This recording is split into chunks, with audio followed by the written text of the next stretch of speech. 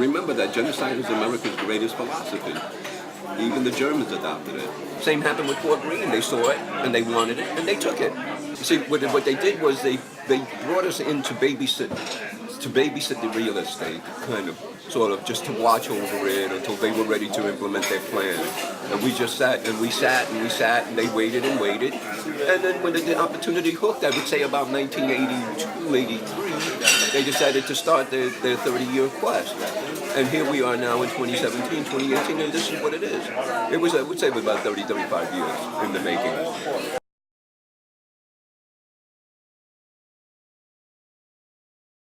You know, our family's been here at least 100 years, I would say. Along, you know, for 100 years at least.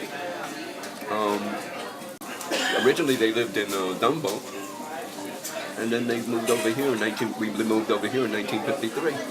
Downtown Brooklyn was a cancer, that it was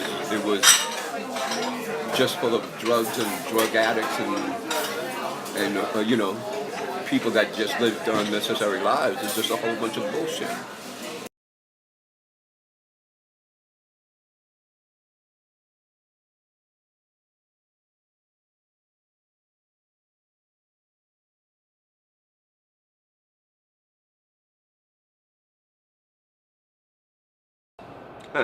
I remember there being a fight between three people in that house right over there, and I was sitting here on the steps, and they stabbed the guy 4 times right at this spot, right here where I'm standing.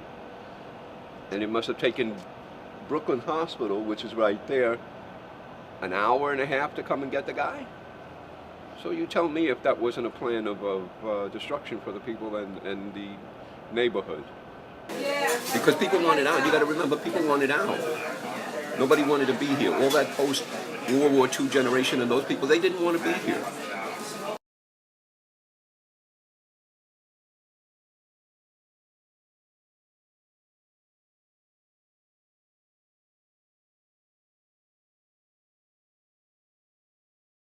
And that's the deal. What happened was that it took on a different face and a different thing, because they wanted to destroy the black and the Puerto Rican.